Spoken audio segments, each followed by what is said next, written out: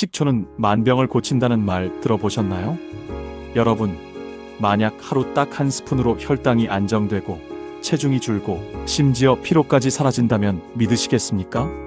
수천 년 전 고대 이집트의 의사들은 병든 환자에게 신비의 액체를 처방했습니다. 로마의 군인들은 행군 중 이 액체를 마시며 지쳤던 몸을 다시 일으켰습니다. 그리고 조선시대 민간에서는 이 액체를 만병통치약이라 불렀죠. 그 정체는 다름 아닌 발효식초입니다. 오늘 우리는 단순히 요리에 신맛을 더하는 조미료로만 여겨졌던 발효식초의 진짜 비밀을 파헤쳐보려 합니다. 혈관 속을 청소하고 몸속의 독소를 몰아내며 세포 하나하나를 되살리는 이 기적의 물질.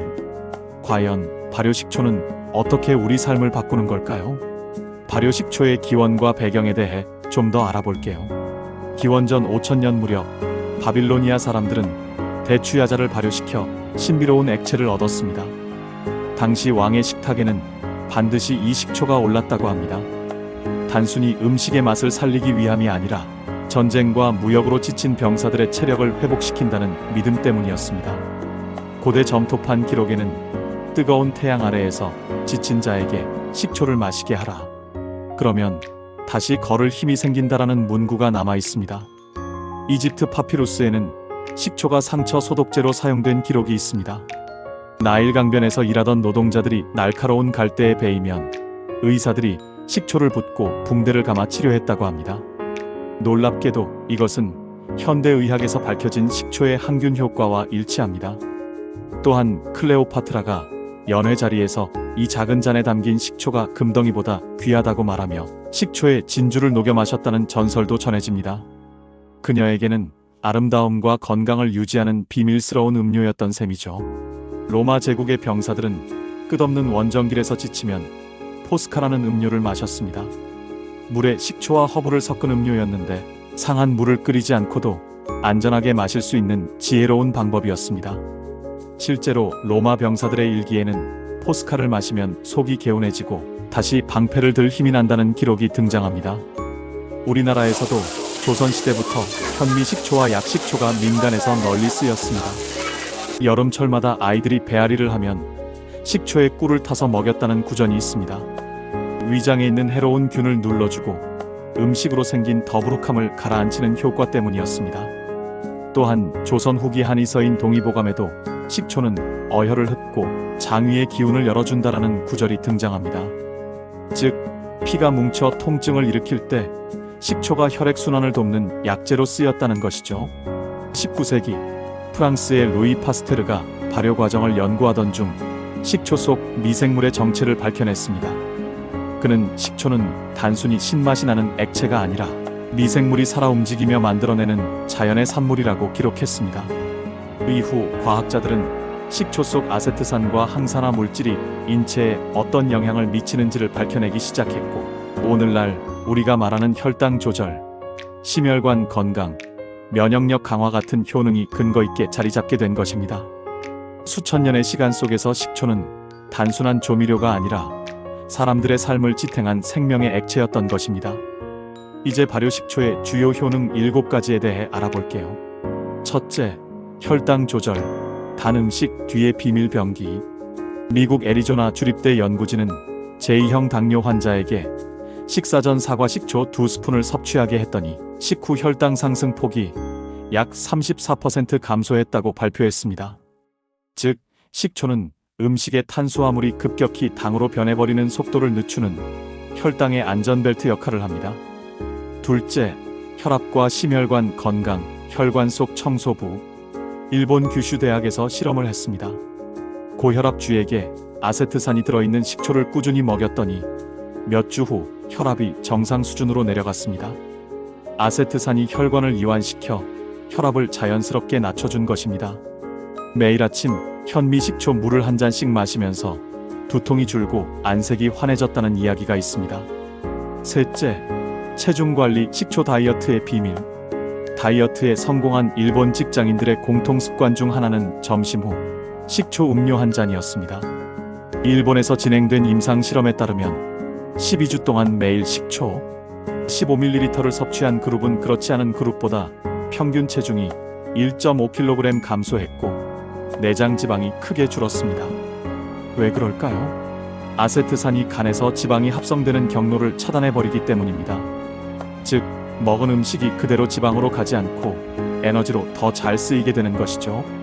그래서 식초는 단순히 살을 빼준다가 아니라 몸의 지방, 연소 스위치를 켜준다라고 표현하는 게 더 정확합니다. 넷째, 소화 촉진, 위장을 열어주는 열쇠. 옛날 농부들은 여름철 더위에 상한 음식을 먹고 배가 뒤틀리면 종종 식초를 희석해 마시곤 했습니다. 식초가 위액 분비를 촉진해 소화 효소를 활성화시키고 장내 유익균의 성장을 도와주기 때문입니다. 최근 한 연구에서는 사과 식초가 장내 미생물 다양성을 높여 장 환경을 개선한다는 결과도 나왔습니다. 그래서 변비나 소화불량으로 고생하는 사람들이 꾸준히 식초를 섭취하면 장이 한결 가볍다고 말하는 이유입니다. 다섯째, 피로회복, 군인들의 활력 음료.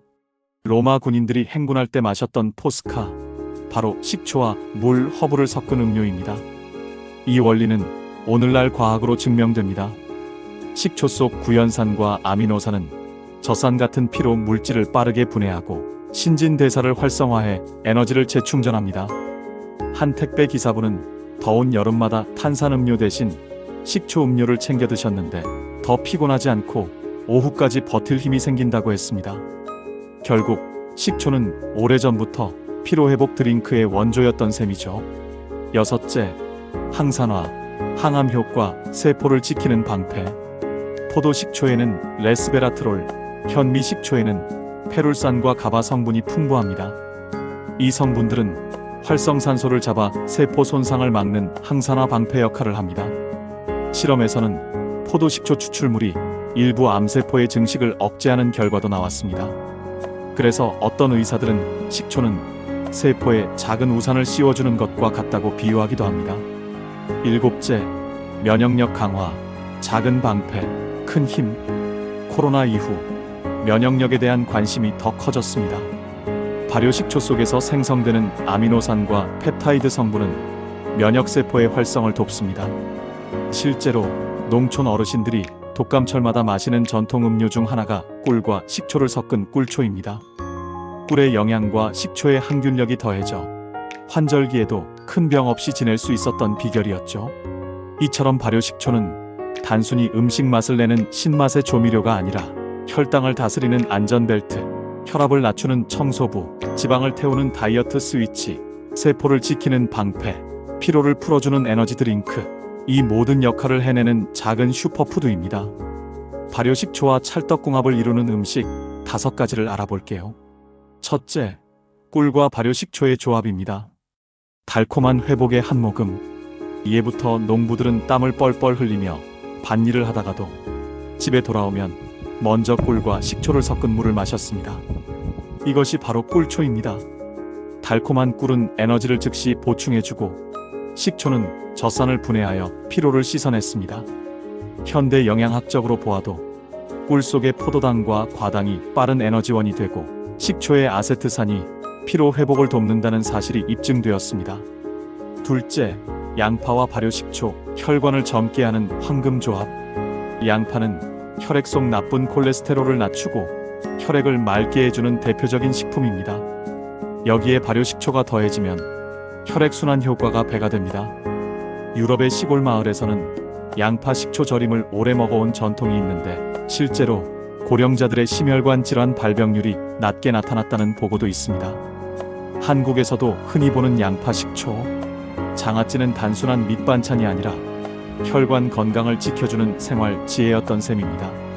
셋째, 마늘과 발효식초, 천연항생제의 강화판. 마늘은 자연이 준 항생제라고 불립니다.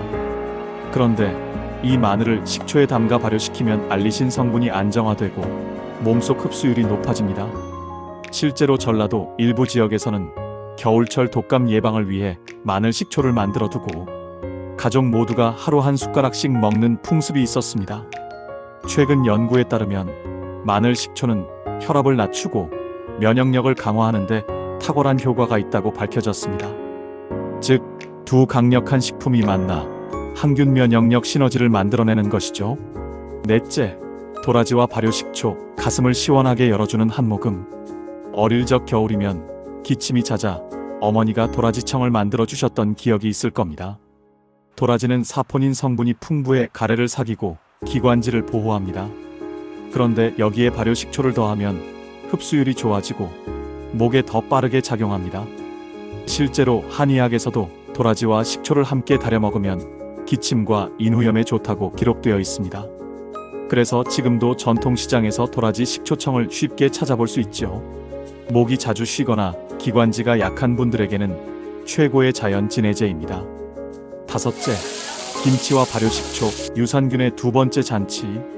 김치는 이미 발효의 결정체입니다. 배추와 고춧가루, 마늘이 어우러진 발효 과정에서 수많은 유산균이 생겨납니다.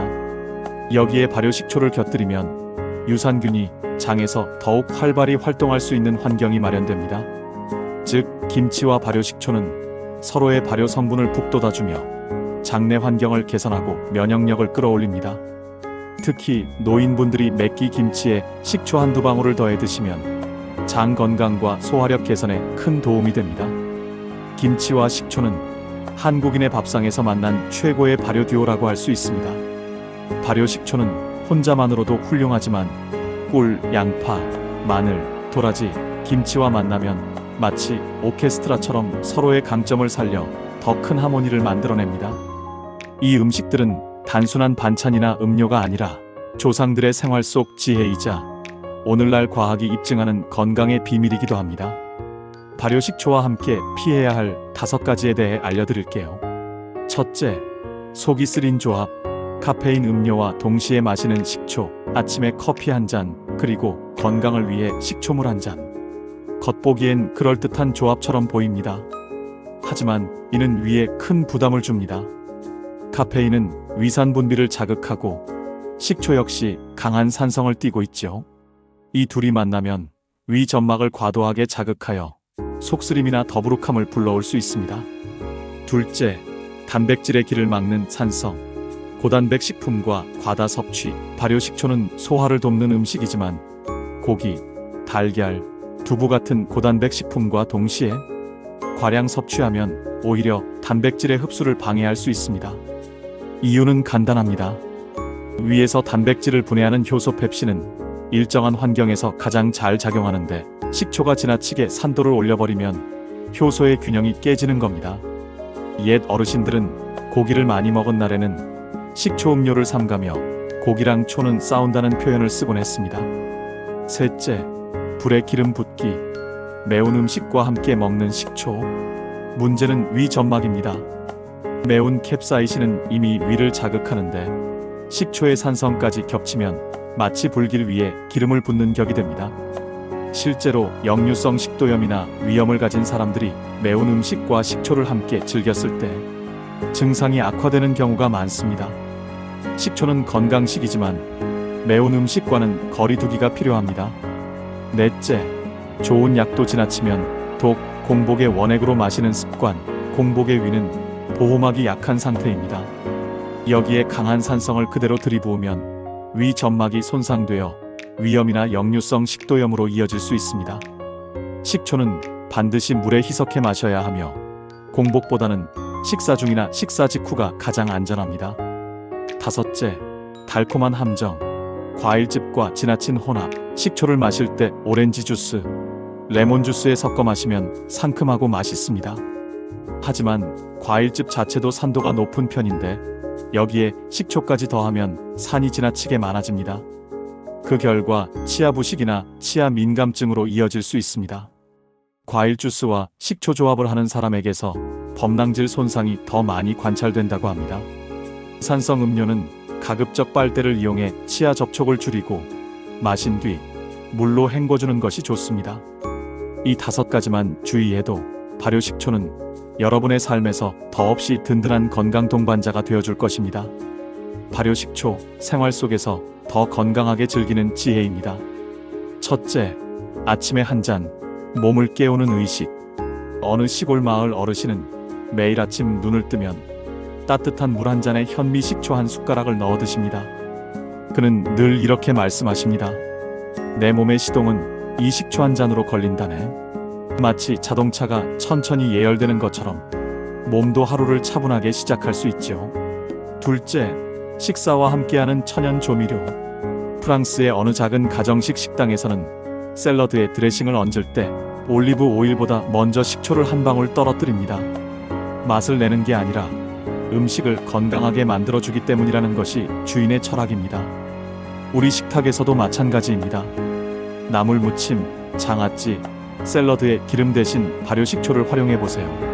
짠맛을 줄이면서도 음식이 상큼하고 깊은 맛을 내고 동시에 혈당 조절과 혈관 건강까지 챙길 수 있습니다. 셋째, 피곤한 오후, 달콤한 꿀초 한 잔. 더위에 지친 여름날, 농부들이 즐겨 마시던 음료가 바로 꿀과 식초를 섞은 꿀초입니다. 현대인들에게도 이 조합은 유용합니다. 오후 3시, 업무가 지루하고 눈꺼풀이 무거울 때 커피 대신 꿀초 한 잔을 마셔보세요. 카페인 없이도 피로가 풀리고 혈당이 급격히 오르내리는 것을 막아줍니다. 넷째, 계절이 바뀔 때 감기 예방 비법. 마늘을 식초에 담가 두었다가 식구들이 한 숟가락씩 먹는 풍습이 있는 곳이 있습니다.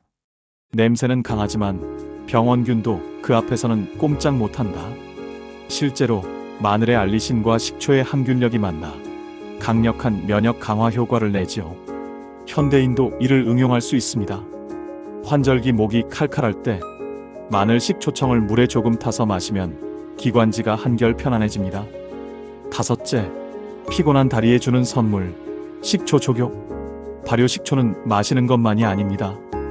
옛 어르신들은 다리가 붓고 무거울 때는 따뜻한 물에 식초를 풀어 발을 담가라는 지혜를 전했습니다. 실제로 식초 조격은 혈액순환을 촉진하고 살균 효과로 발냄새와 무좀 예방에도 도움을 줍니다. 여섯째, 깨끗한 집, 건강한 삶. 주방 싱크대에 희미하게 남은 물때, 욕실 구석의 곰팡이, 아이가 만지고 다니는 식탁 위의 얼룩. 화학세제를 쓰기엔 찜찜하고 그냥 두 잔이 신경 쓰일 때가 있습니다. 이럴 때 발효식초를 희석해 뿌리고 닦아보세요. 강한 살균력 덕분에 세균이 줄어들고 냄새도 상쾌해집니다. 화학약품 냄새 대신 은근한 상큼함이 남아 집안 공기까지 달라진 듯합니다. 주방 싱크대의 물때, 욕실의 곰팡이, 과일, 채소의 농약 잔여물까지. 발효식초는 인체에 해롭지 않으면서도 강력한 천연 세정제와 살균제가 됩니다.